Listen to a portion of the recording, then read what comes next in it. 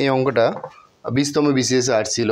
X ও Y এর মানের গড় 9 এবং জেড এর মান 12 দেওয়া আছে, তাহলে এক্স ওয়াই জেড এর মানের গড় কত হবে? তো আমরা সূত্র একটাই, গড় মানে কি? গড় বাই রাশির সমষ্টি বাই রাশির সংখ্যা, এই সূত্র হলো একটাই। তো আমরা দেওয়া আছে এক্স ওয়াই এর মান গড়, এটা 9 দেওয়া আছে, তাহলে আমরা কি সূত্রটা জানি? আমরা জানি, সূত্রটা লিখতে পারি, আমরা জানি গড় সমান রাশির সমষ্টি বাই রাশির সংখ্যা।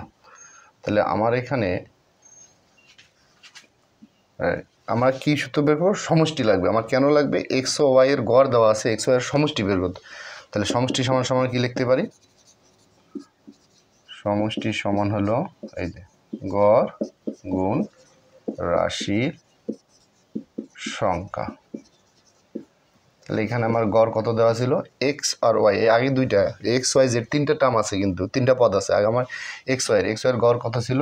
9।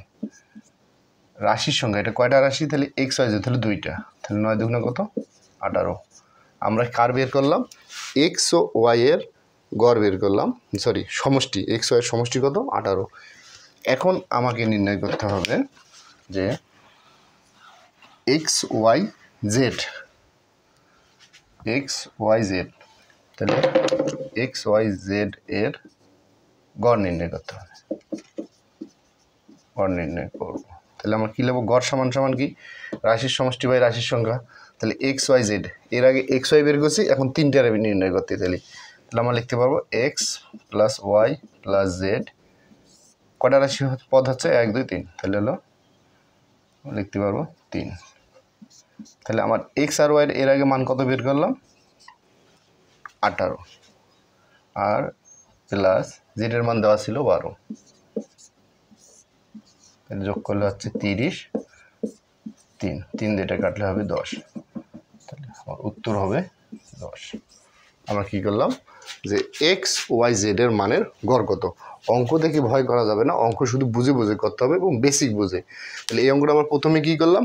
আগে এক্স ওয়াই বের করে নিলাম, পরে এক্স ওয়াই জেড পুরো টার্মটা বের করে নিলাম। এরকম এই গড় থেকে আরও অনেক সুন্দর সুন্দর অঙ্ক আছে, এবং যেগুলো পরীক্ষায় আসছিল, এগুলো ওই অঙ্কগুলো আমাদের পরবর্তী ভিডিও পেয়ে যাবেন ইনশাআল্লাহ।